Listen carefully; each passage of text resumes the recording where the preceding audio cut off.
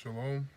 First and foremost, I want to say Ka Hala Yahweh, Wa Yahweh Shai, Bahashim Mukwa Kodash, and double honors to the apostles and the elders of Great Millstone, and salutations to the elect, pushing this word in truth and sincerity across the four corners of the earth.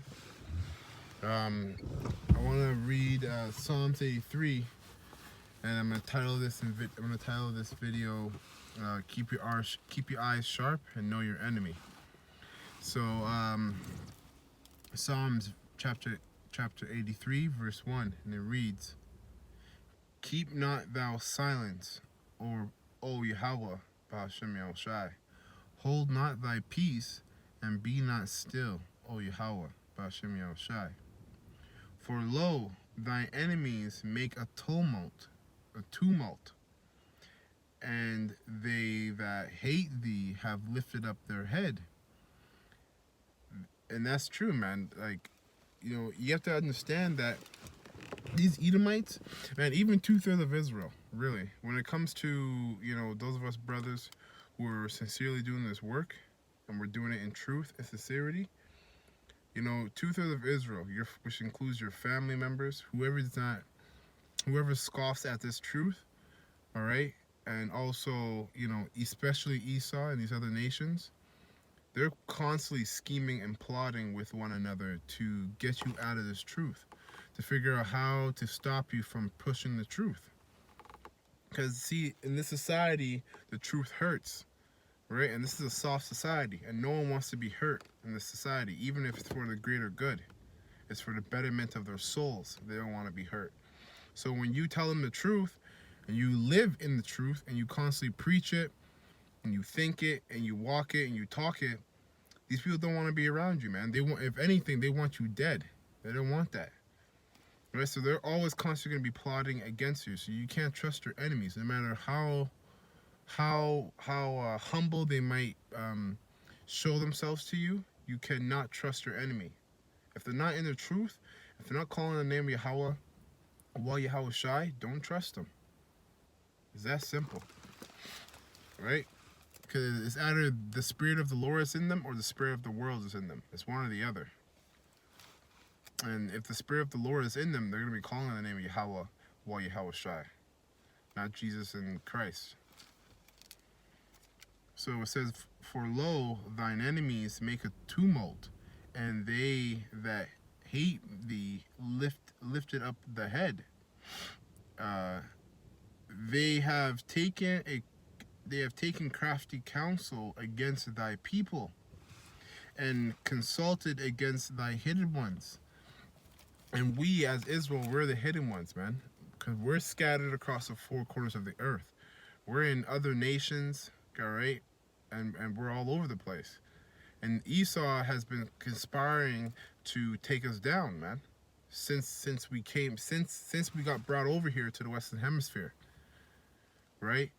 That's why I always find it funny when the women of Israel and 2/3 of Israel, they cling rigidly to Esau's security, so-called security. All right, Esau's lies, his false hope. That's all it is. They have false hope in Esau, and they rather scoff and hate us for preaching the truth. All right, and tell them that they're actually people of the Most High. Then they rather hate on us than hate on Esau, and they rather cling on Esau than cling on to the Lord. That's why 2/3 of Israel, you guys need to be restarted. You need to be reset. There needs to be a reset button on you guys. That's why the Most High is going to destroy you, so that when you come back in the kingdom, you'll come back through the elect.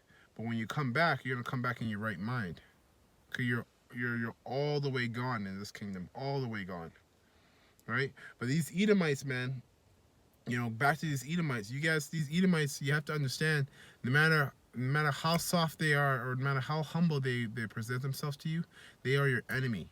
Deep inside their spirit, they want you dead. They want you gone, especially if you're in this truth. If you're not in this truth, then you're most likely serving them, in a sense where they're like, okay, whatever, he's being a good, for lack of a better term, he's being a good Negro. He's being a good Negro, so we don't need to worry about him. But those of us that are rebels, All right, we're considered rebels against the society, against the government.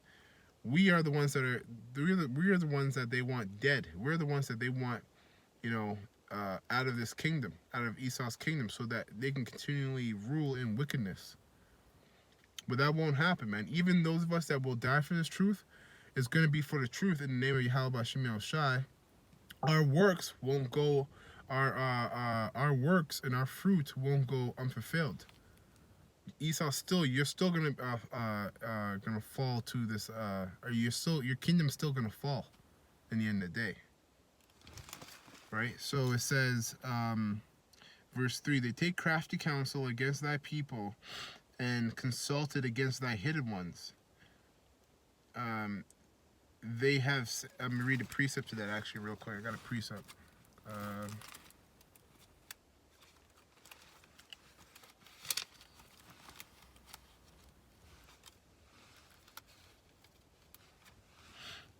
Jeremiah 30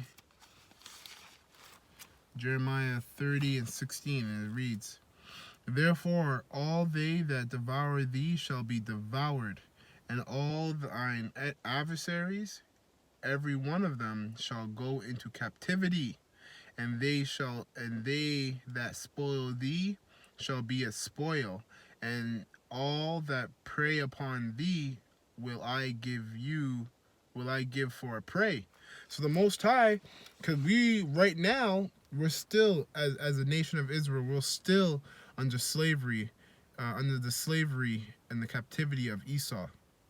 Because Yahweh Shai hasn't came back yet to buy us back, to take us back, right? Those of us that are of the elect, he's bought us back spiritually, but physically not yet, because he has to come back down and destroy this place, right? But Esau, that shows you that not all of Esau is going to be destroyed, man. These other nations and Esau are going to become our slaves, man.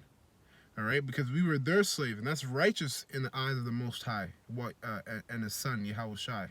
Because he said it right here in Jeremiah 30 and 16, that therefore all they that devour thee shall be devoured, and all thine adversaries, every one of them, okay? And we went under slavery, we went in slavery under every single nation on this planet. And right now we're in our last captivity, which is under Esau, right?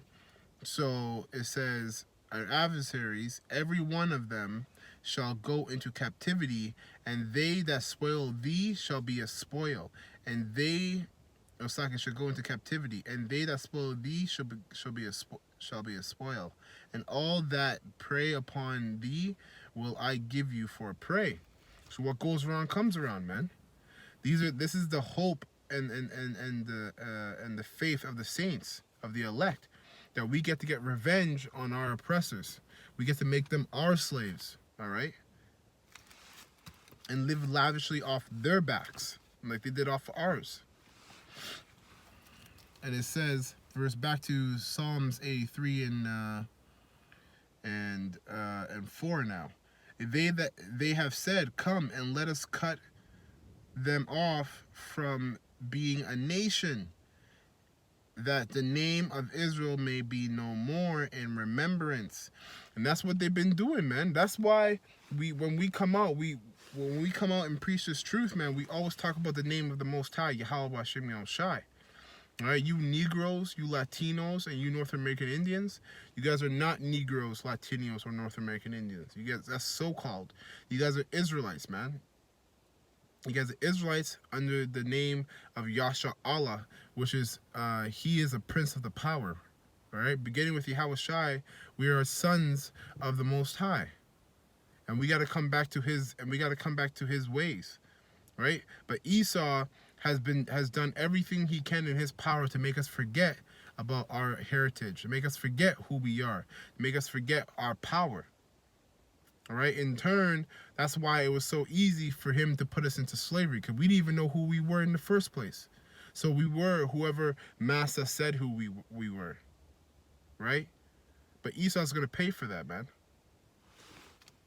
That's why it's important that when you come to this truth, This coming to this truth is really coming back to your heritage, coming back to who you are, your nationality, coming back to the identity of yourself and the identity of Yahweh Shai, who the world ignorantly calls Jesus Christ, and the identity of the Most High, Yahweh, who the world ignorantly calls God. Right? So it says, verse 4, they have said, come and let us cut them off from being a nation, that the name of Israel may be no more in remembrance.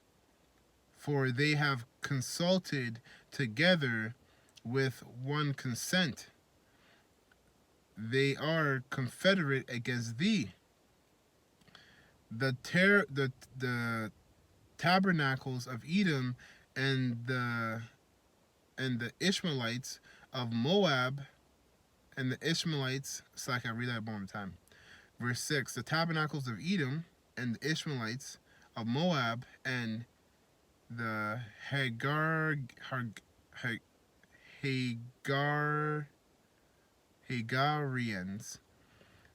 Gebal and Ammon and Amalek and the Philistines with the inhabitants of Tyre. Ashur also is joined with them to have Holompin, the children of Lot. Selah. So even the other nations of this world have come together with Esau to put us in subjection under themselves. Right? So guess what? These other nations are they have hand in Esau's wickedness towards us. That's why they're going to go into slavery under us as well. So Esau's going to get it the worst under us in slavery. So with that, I'm going to close. I'm going to say, Ka Hala Yahweh, Wa Yahweh Shai, Ba Hashem Wa Kwa Kodash, and double honors to the apostles and the elders of Great Millstone, and salutations to the elect, pushing this word and truth and sincerity across the four corners of the earth. Death and destruction to his wicked kingdom, and 2/3 of Israel, and Esau as well. Shalom.